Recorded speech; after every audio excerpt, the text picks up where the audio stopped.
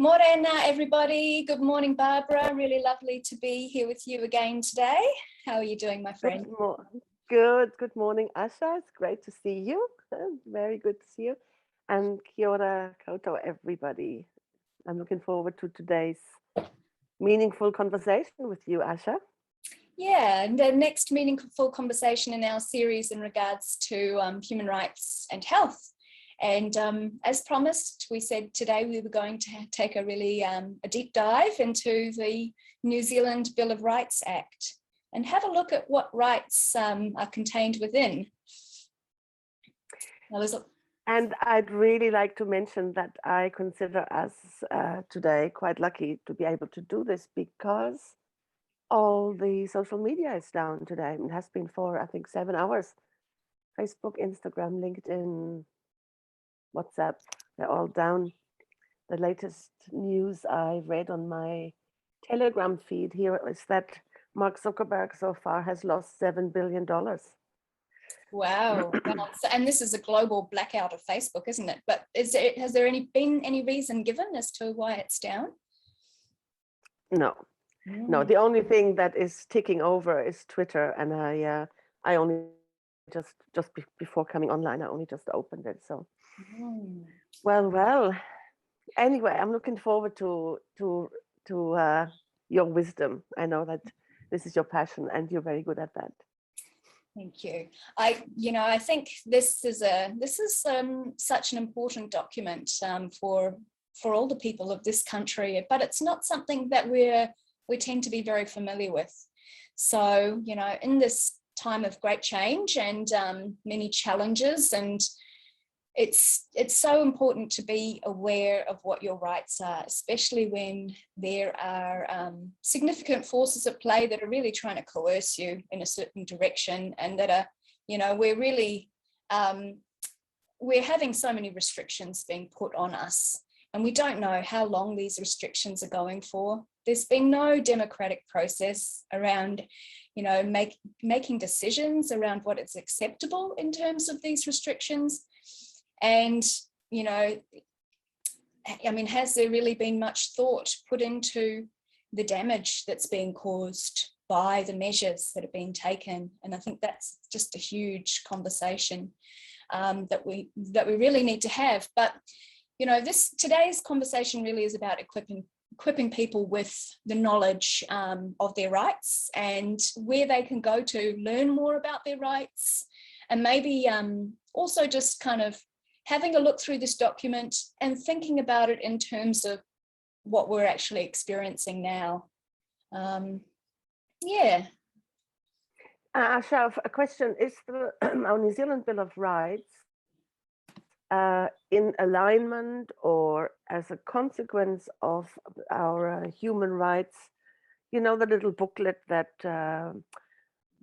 we all had last year, the Human Rights Act, or the Universal Declaration of Human Rights. Yeah, it's very much in alignment with that, as well as the international civil and political rights that we enjoy.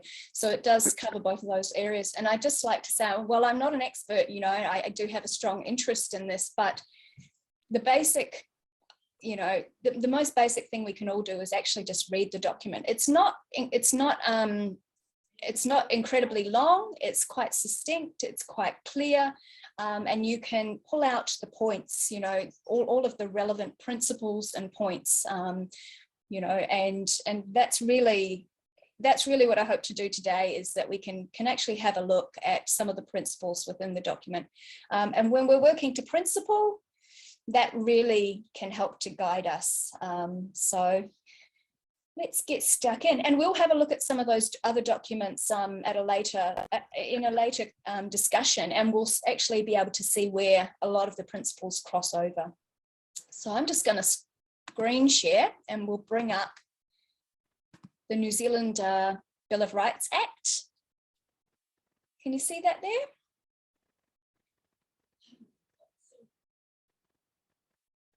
I can see it, yep.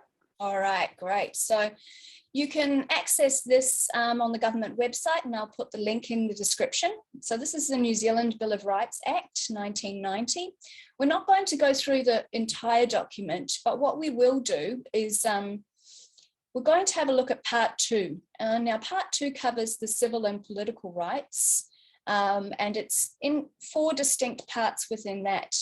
Life and security of person, which covers the right not to be deprived of life, the right not to be subjected to torture and cruel treatment, the right not to be subjected to medical or scientific experimentation, and the right to refuse to undergo medical treatment. That's all really very clear.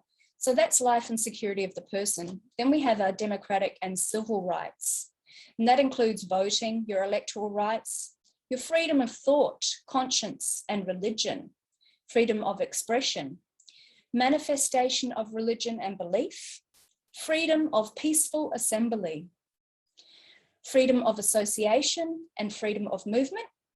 And then we get into the area where we talk about non-discrimination and minority rights, freedom from discrimination, and the rights of minorities. Now, if we have time, we will go a little bit into the search, arrest, and detention, but that might be for a later date, and we may end up focusing just on these main areas, because as you can already see, there will be some that are jumping out at people, you know, in relation to what we're experiencing right now. So this is the document. You'll all be able to find the link in the description. Now, if you click these links, they will take you just further down into the document directly to that principle. So part 2, civil and political rights, life of security of the person. So the right not to be deprived of life. So it says here, no one shall be deprived of life except on such grounds as are established by law and are consistent with the principles of fundamental justice. The right not to be deprived of life. What does that mean? What does that mean to you at home? Barbara, what does that mean to you, the right not to be deprived of life?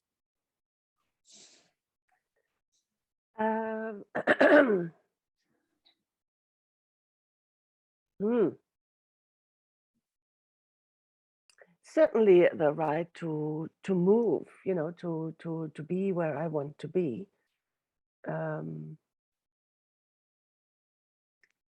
Yeah, it's a big topic, Asha. It's big. What, you know, I mean, what makes a human life from the moment that we're born, we're not born and then come into this world and then sit apart and meditate, because we need a social distance from where the first thing a baby does is connecting to the mother. And that is life, you know, it's touch and life. That's how life is formed in the first instance. So, that's yeah. right. All those, yeah, it's such a detailed, such a detailed answer would need to be given, really, and it would be down to each individual, each community, each society, as to what they determine are those most essential and fundamental things, you know, of life for them as well. So, you know, when I think of the right not to be deprived of life, I think of, first of all, your physical, your emotional, mental and spiritual life, that your integrity and your desires be respected,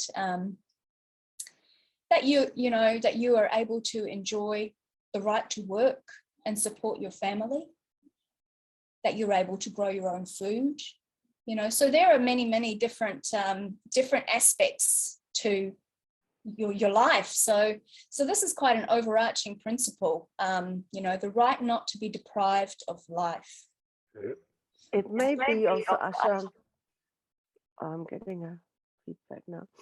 It may be that in a roundabout way, in a paradox way, when it is taken away in the form of punishment, i.e. a prison sentence, that is what's been taken away.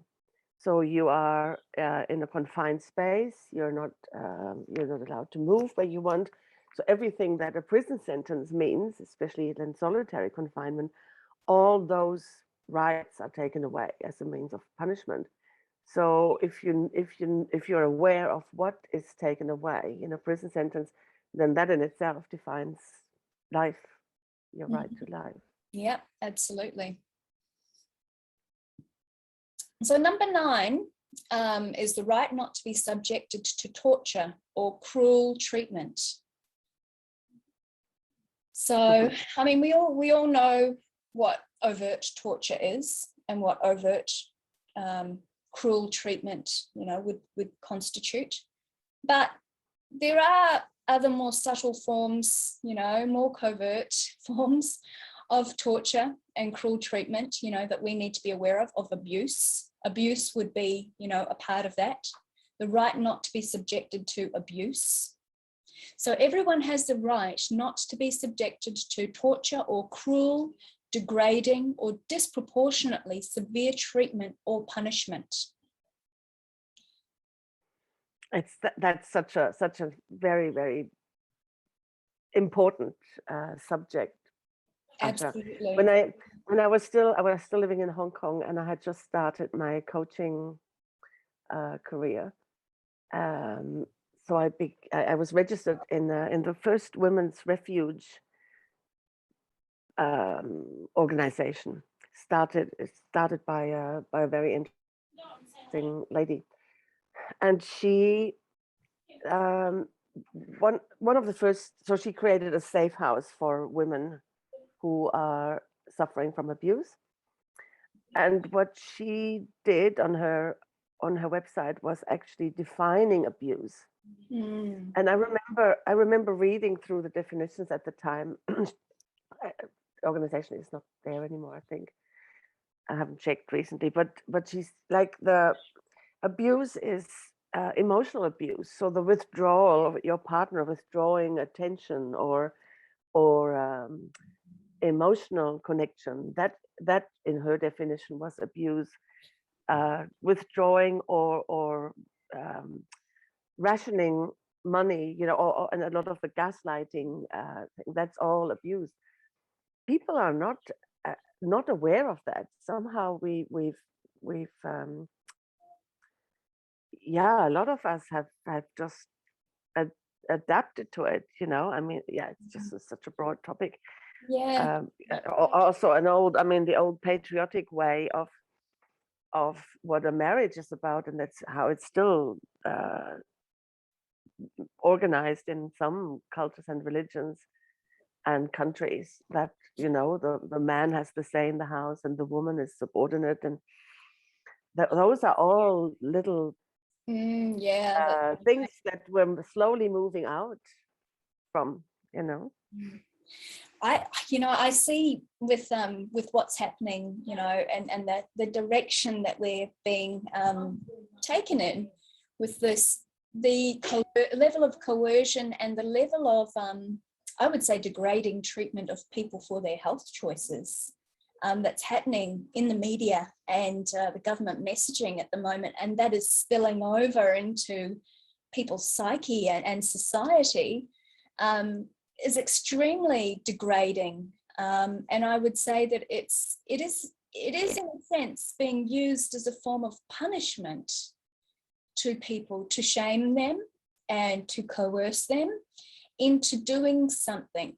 Now, it doesn't matter what that something is. Unfortunately, it is another violation of a different human right, but no matter what it is, using shame and coercion to get somebody to do something that you want that may be against their will, that to me is a cruel treatment. I think quite clearly that is a cruel treatment, and it's being done publicly and encouraged. People are being encouraged to get on this bandwagon. I really see that. That I feel that right is being violated, to be honest. So many of our our existing or the old systems, I want to start calling them the old systems, are based on that, though, Asha. Yeah. Yeah. Our school system, our education system is a little bit of a punitive system. You know, if you don't do that, our parenting, and I went through that process myself. You know, that you say to your school kids, or to, if you don't do that, then there will be a punishment. That it's not a, it's not like in some new school system. It's beautiful, and in one British school system was called, or it's called the Inquiry, and that invites, that excites the students' curiosity, and it honors humanity. You know, we are curious. We want to know. That is just a natural. It's not a natural thing. Like I mentioned, the baby analogy before. A baby doesn't get born into this world and then say, okay, now I need to meditate for 7 years and need to find myself. Baby is curious and wants to touch and wants to feel, and that is forever what humanity is like, and it gets cut off with the wrong directives and threats and punishment, and we've become too much used to that. And then, I mean, then there's the old saying, you give people all the freedom, then it will have mayhem and will have anarchy, and I don't believe that. I don't believe in that. But yes. Yeah, no, that's, yeah. So, you know, it is reward and punishment and that kind of essentially manipulative behavior, you know, has been rooted in humanity for a long time. And part of, I suppose, the catch-22 is that when the government comes from that abusive parent place of being like an abusive parent, it doesn't honor humanity. It doesn't honor people's best potential. It places us in that situation where we become the way we're treated. So right. Yeah, so I mean, and what we're really trying to do is get to that place where every individual is honored, you know, within a collective harmony, but where every individual is placed at that highest. We will treat you as if you are always acting as your highest good, and then see what the outcome is of how people behave. But we seem to be stuck, ready to shift, but still stuck in that abusive relationship where manipulation, you know, instead of collaboration, is being used. It's a transformation, and I would hope that I'm right when I'm thinking it just takes time. I'm just there's always a niggle of worry, you know, that it gets snatched away and we get derooted again. I really think it starts, if I think back to my own childhood, and certainly when I observed that with my children, it starts when this idea of competition gets put in your head. I remember how I loved sports. I loved moving. I loved skiing and handball, and I loved music. I loved playing the piano, just because that was for me. It was a way of expressing, and then it became a competition, and then I had to perform, and somebody told me whether that was good or not. Or the same with art. Everyone has a way of expressing, and then you call it art. But then you get told by your teacher that frog that you were supposed to paint is not the way the curriculum requires. That's just not, you know. I mean, think of school systems again. How you know, you get grades and somebody ends up the top, and then it's Yeah, I think thinking like this, like I'm just, that probably was where it led to communism at some stage. Um, and that's not what I'm saying. I think to hold your words that you just mentioned, Asha, to honor people's sovereignty and to be careful and caring about who they are as people, that would be a good approach. It Yeah. really is. It's a shift in thinking.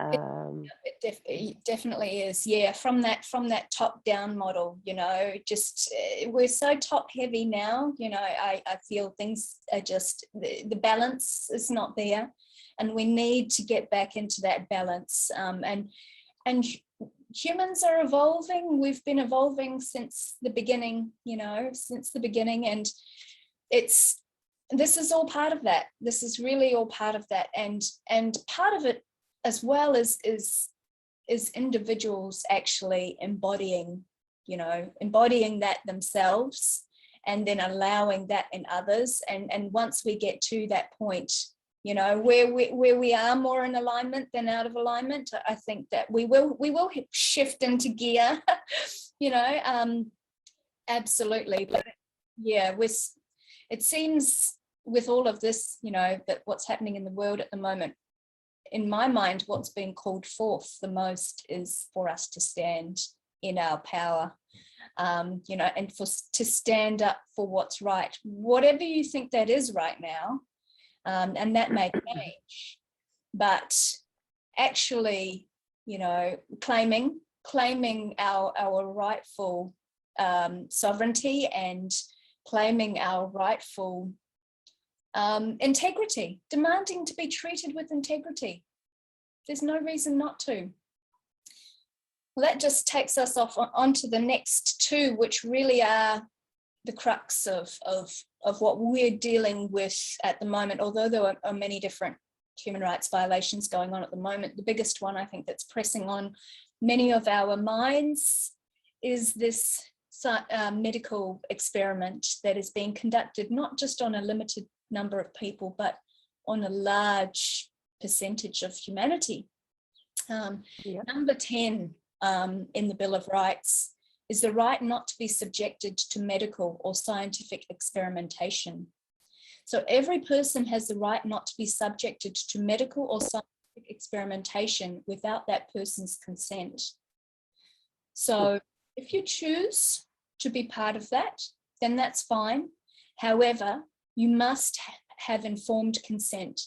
So whoever is conducting that experiment must fully inform you around the conditions, the risks, and any other valid information that you need to know before making an agreement to participate. Now, if you choose not to, that is entirely your right. And nobody has a right to try to coerce you into doing something or participating in something in terms of a medical or scientific experiment that you don't want to participate in. So it's just so clear. It's black and white, really. Yes, and people need to realize that informed consent. We touched on that last time. Yes. They should be given all the pros and cons to a medical treatment. That includes whether it is an experimental medical treatment or not, or whether it's fully approved. And then they should be given time. They should be given a day where they can actually think it over. That is really, really important. And on the opposite scale, in my view, is, and I call that coercion or emotional blackmail or corruption, actually, to offer people money, to offer people sausage sizzles. Around the world, I think I saw a picture of a KFC, a table covered in KFC packs for people who come and take this injectable, somebody calls it. That is coercion. that is actually, that's bribing. That's, you know, you, and it should not be necessary. If something is of use, of benefit to you, then there is a natural flow to things. If it's not, then this element of coercion and bribery obviously is necessary. So, yeah, just my 10 cents of thoughts to that. Yeah, yeah. And I think that it's important to be aware that these principles have been formulated because of past histories of experimentation on people. That's right. That would probably be directly coming from the Nuremberg Code. That's right. It does also, what comes to mind just now, Asha, is the line. You remember my Facebook post with where do you cross the line? There are certain lines that must never be crossed because it's very, very difficult to go back. There's some things, once you allow them, then it's really, really difficult to backtrack and all go back on track. Again, I made this comparison with an abusive relationship. Once you allow yourself to be beaten once because of love or whatever, it in your mind gets more and more difficult to say this is the line, no further. That's right. So yeah, so people need to be aware, and that is, like we talked last time, that is a human right, and it's a human responsibility to know where your rights are and where you draw the line. That's right. That's right. And I would, and like in Nuremberg, you know, there was a line that was crossed, and then atrocities of unspeakable atrocities happened, and we all know what happened. right, yeah. And there's been actually many instances throughout history, including where I believe vaccines have been used to sterilize certain minority groups. So this, you know, this all comes from a place of wisdom, you know, a place of reflection, looking back at atrocities that have been committed against people before. And so that's still happening now. Sorry, I listened to a group of lawyers in Africa who in the first rollout of a tetanus injection found that it contained particles that made women sterile. Now I'll try and find the link to these lawyers in Africa. That'd be great, yeah. And I think it'd just be good to point out that that if you have agreed to participate in this, you know, COVID-19 vaccine, experimental vaccine, you at any time can say no to any further vaccines that are that they try to push on you or offer you, any boosters in the future. So, you know, your consent is yours, and at any time you can withdraw that and cease to continue participating in it. I just would like people to know that. So number 11 here follows on. It's the right to refuse to undergo medical treatment. Now that is just, it's linked to number 10, but it's actually a bit broader in scope and really is a protection for you. It empowers you to be able to choose your own medical treatment. So it says everyone has the right to refuse to undergo any medical treatment. So an example of that would be if you had cancer and you didn't want to have the conventional treatment of, for example, chemotherapy. That is your choice. That is entirely your choice. So the doctors and the other medical professionals can advise you and can give you their best advice, and your family can advise you on their own opinions. But at the end of the day, it is your decision about whether you choose to undergo a medical treatment or not? It's such an it's so enmeshed in other parts of our old system, Asha. You know, I mean, a refusal or a choice against standard measures that are normally taken now for medical problems in general can almost result of your health insurance not covering you. It can almost, like, I'm not sure, but in some countries, if you refuse certain, at the time I was quite some time ago, I think the government or the governing bodies are entitled to take your child off you if you refuse certain medical treatment. And yeah, it has been so enmeshed in insurances, in financial compensations, and fear. Yeah.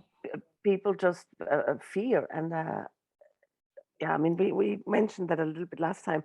Like the discussions now starting. Well, if you don't agree to this injectable, then you are not entitled to be treated at our hospital in case you get the flu or something. What? Yeah. And that would be based on a financial viability, on a moral coercion. That That's right. it's just yeah. And it's interesting. I mean, this just it's so layered. Really, you know, that particular thing I've heard people saying and sharing their view that if you choose not to get this vaccination, that you then forfeit your right to go to hospital if you get sick. Now, looking at this, that is depriving me of life. That is a cruel treatment. It's disproportionately severe. It's a punishment, a form of punishment for what is outlined in number 10 and 11, my right to choose about my own medical care. So it's and it's quite shocking that people are willing to be that cruel and to be that, I suppose, vindictive, to the point where they're willing to say, oh, because of what you've chosen, we think you should be discriminated against and not cared for by the health system. Yeah, there's some nasty lines of thinking that are being perpetuated, which we just need, shut down. And yes, and it was, I mean, this was probably always there, this readiness of people to jump on, into such kind of thinking. It's just been triggered. It's just been triggered through this whole crisis. That's right. However, and we'll get into this probably next time. Speaking of new systems, new professions, or the professions returning to work with their code of ethics. Journalists, the medical profession. There's the Council of what did you call it? Let me just see what it's called. The World Council for Health. They have just now signed, I think, more than 6,000 or 8,000 doctors from around the world, their new declaration for healthcare, returning to the first do no harm, and actually offering care and medical help. That is what brought them into this profession, and not be bribed by the highest bidder pharmaceutical company and spend 2.5 minutes per patient, look at the computer more than they actually look at their patient, and then choose just the right prescription without, you know, what any medical caring person starts off with. So it's a good sign that, yes. Yeah, definitely. All right, let's move along, and then we'll get to a discussion further on that. So moving down to our democratic and civil rights, we've got the electoral rights here, which I won't go into. Number 13, freedom of thought, conscience, and religion. So everyone has the right to freedom of thought, conscience, religion, and belief, including the right to adopt and to hold opinions without interference. You know, that's very clear. That went out the window. Yeah. I mean, I really struggle to see any voices within the media that are offering the many opposing views. You know, unfortunately, our one source of truth really is not doing a good job of representing the diversity of views, the beautiful diversity of views that exist within this country and the world. And I really, really think that this right here is one of those standout fundamental principles by which we should all be living by. We don't have the need to assimilate others to our way of thinking. It just reminds me of that episode of Star Trek with the Borg. Have you seen that one? The Borg, they're like a hybrid human. Hold on, you were interrupted there a little bit, Asha. Have you heard the Borg? I lost you there for a moment. There was an interruption in our connection. Can you hear me okay now?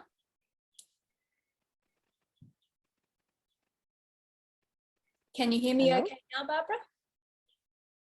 Can you hear me? Yes. Yeah. Yeah. Yes, it's okay now. You must have said something significant there. Internet's maybe a little unstable. I was just saying about number 13, freedom of thought, conscience. Star Trek. Yeah. It reminds me what we're going through, this level of this attempt to assimilate everybody to the same way of thinking. You know, you will be assimilated, which is what the Borg would say before they would grab people and try to convert them into being the Borg. You know, we really need to get away from that way of thinking, and we need to start valuing the many perspectives. You know, that's actually what holds true inherent value and allows us to grow, you know, and to get a broader picture of everything. Instead of this competition, as you said before, you know, the battle for who's right and who's wrong and who's got the best idea, we actually need to be looking at the value in everybody's ideas and respecting. It asks for each of us to really put a very high standard onto ourselves. And maybe if I think, you know, I'm thinking of Darwinian theory here, the survival of the fittest, which is, of course, a big misinterpretation because it's the most adaptable that carries on and that evolves. So true. And I think we learn so much from nature. I'm just looking out at my garden here from where I sit, and in nature, everything, until we start interfering, and nature always knows.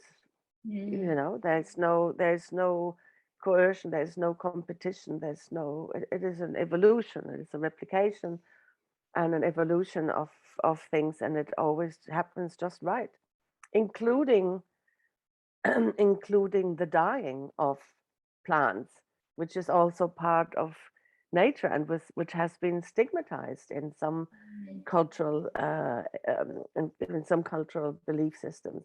You know, it's something, but that takes us into a whole different conversation. Mm. It's something that we now are afraid of, and that is dark and horrible, and and actually that helps playing into people's fear. And that helped with putting a lot of the measures into place. If we truly were caring for people, then I mean, if I think of the people around me, and that, and if someone were ill, or of course I would go and care for them.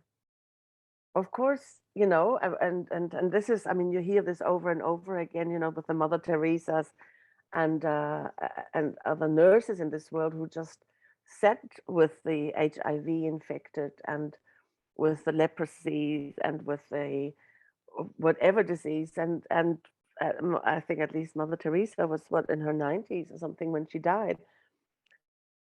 So that is true. That is true care, and not coming from a place of fear. And in the meantime, everyone is afraid of everybody else. You know, you may be an asymptomatic spreader. But yeah, that takes us into the discussion. No, definitely. Yeah, no, respecting and seeing the value in diversity. And as you said, you know, I mean, that's what a garden is, isn't it? It's a collaboration, Yes. diversity of function and form and interaction, and you know, and the decomposition of one thing is the life and birth of another thing, and it's, you know, it's so intertwined in that web of life. But everything has its place, everything has its function, you know, everything has its little niche. And I think that once we get that right, you know, the planet's going to be a much more exciting and creative and just incredible place, instead of trying to control and quash and squash and divide and fight and, you know, between who's right and who's wrong. If we can just get to that point, you know, where we just go, okay, it's okay with me if you think that and you believe that, and I'm just going to appreciate that for you, you know, and appreciate that for whatever it offers to the world. You know, and when you actually look and you step back from your fear, what you're usually left with is awe and amazement. You know, Yes. both of us have traveled and lived in Asia and many other countries around the world, and I think actually exposing yourself to others' ways of thinking is what pushes and evolves and grows your own way of thinking. And that takes us on to the next one, which is, you know, interlinked with number 13. Number 14 is freedom of expression. So everyone has the right to freedom of expression, including the freedom to seek, receive, and impart information and opinions of any kind in any form.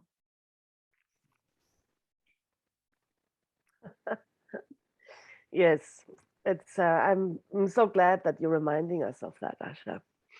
I mean, look at our at the censorship of all the media, which is down currently.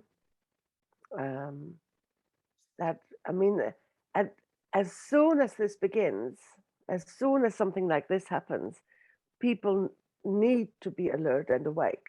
I really want them to be aware that they need to be alert and awake. Censorship is, it always is a beginning of streamlining, of leading straight to totalitarianism, and that is, I don't think any of us wants to live that way, to be honest. No, that's right. It's just that probably people are not aware of that is what they're signing up for if they if they're not alert and awake. Yes, that's right. That's right. And there are many subtle ways that you know, that this is violated, and we do need to develop a sensitivity to it, you know, whether it's a venue not liking what your group is talking about and deciding not to offer a space to you, or whether it's members of the public trying to shut down, you know, people saying something merely because they don't like it. You know, you don't have to like it. Yeah. That's okay. Respecting this human right is far more important, you know, than your sensibility to being offended. And in fact, you know, being offended is not a bad thing. It's something you can learn from. It's right. It's right. I mean, this is, you know, a thought mastery. I always think thought mastery is holding two opposing thoughts without agreeing to any of them. You don't have to agree. You don't have to agree to any of it. You know, then it's the time to become still and sit with it. Listen to your body. Your body has enormous intelligence, and your body will always tell you. You know, when you get used to that, you actually notice that you say it. You know, it doesn't sit right with me, or my gut feeling says, or I've got a hunch about that, or whatever. You just, you know, and yes, that's right. That's right. And that is calling, that's a call for action to notice. And that is your sovereignty. That is your true self speaking. And that's your right and your responsibility to listen to that. That's right. Yeah. All right. So let's whip through the last little section of this, if we can. So we're number 15.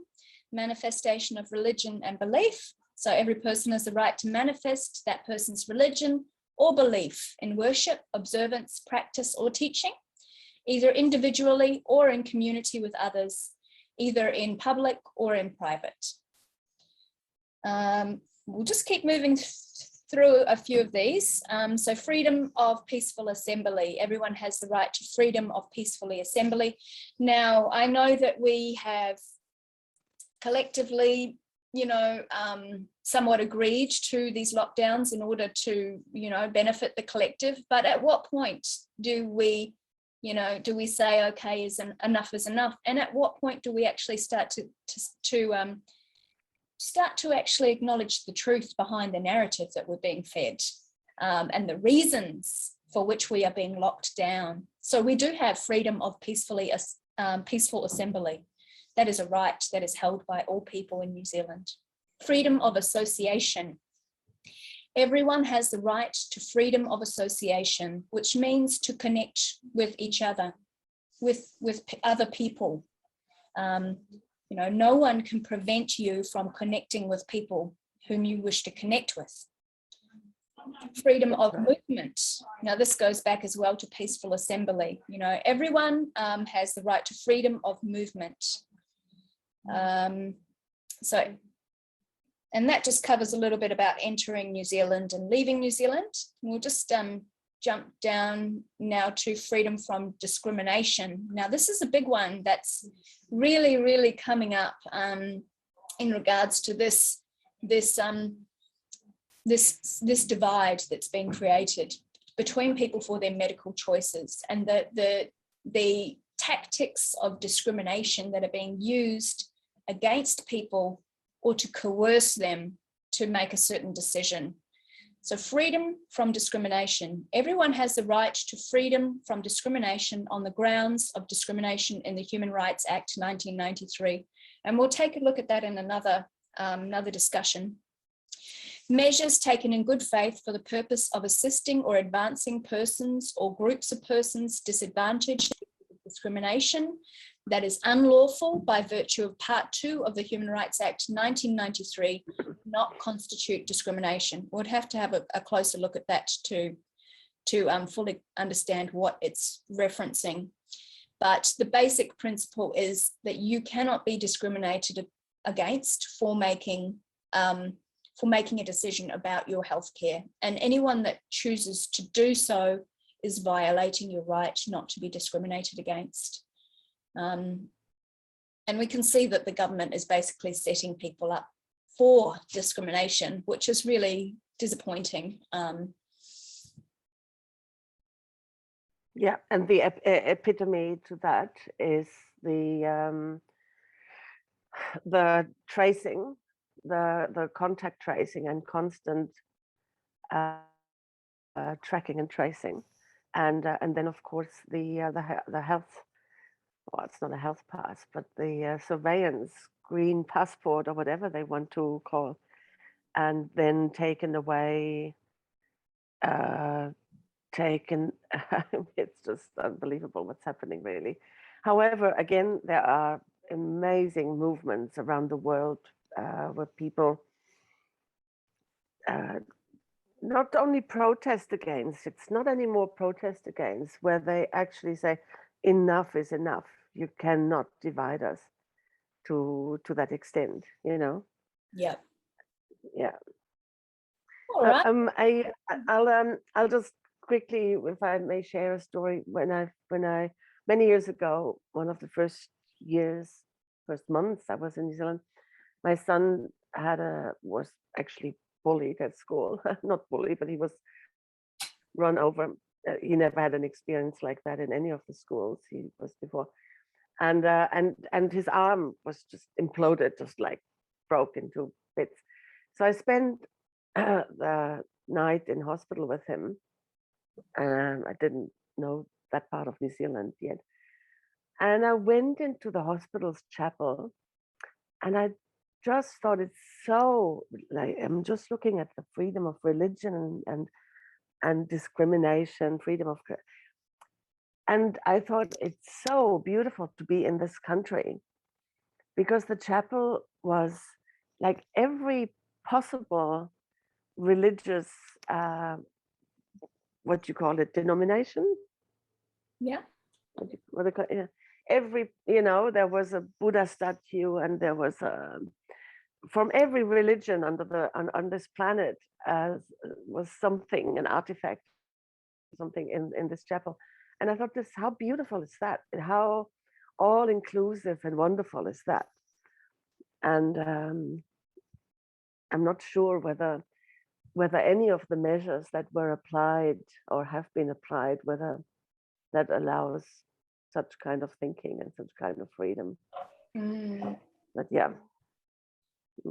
Yes, that's that number 20, rights of minorities. Yeah, in regards to religion, it's yeah, that discrimination applies there.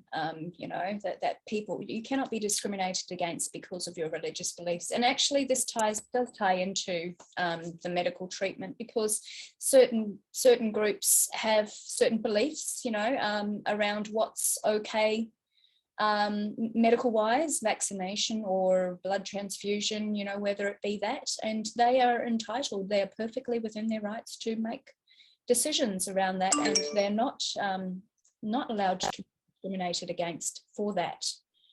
Yeah. All right, so just watch this space, people. You know, things are changing rapidly, and you know, many of these rights are being violated at the minute, and we need to be really aware of what's happening and the direction that we're being, you know, asked to go in. We won't cover the rest of them, but there's the search, arrest and detention, some really good information there. It's not much longer, so you could read this very comfortably on your own. We'll pop the link in the description, and leave it up to you guys to have a good read of. You know, you can copy and paste this document, print it off. If you ever need to, you know, basically let people know what their rights are. You know, if you're in a situation where you need to quote something from this document, by all means, use it, do that. You know, and if you need to seek legal advice, do that as well, and make sure that your lawyer is aware, you know, that you feel that your rights are being violated. And to the rest of us, let's be human rights protectors, you know, and really be aware of what our rights are, and make sure that we stand up for them, for ourselves and for others. Thanks, Barbara. We're going to make another video now. So we'll just finish off with this one, but we'll keep the human rights theme going and have a look at another document in the next one. Very cool, very cool. Such valuable work that you're doing, Asha. It's fantastic. Mahi, this is important Mahi that you're doing. Thank you, Barbara. Thanks for joining me. Okay, until next time.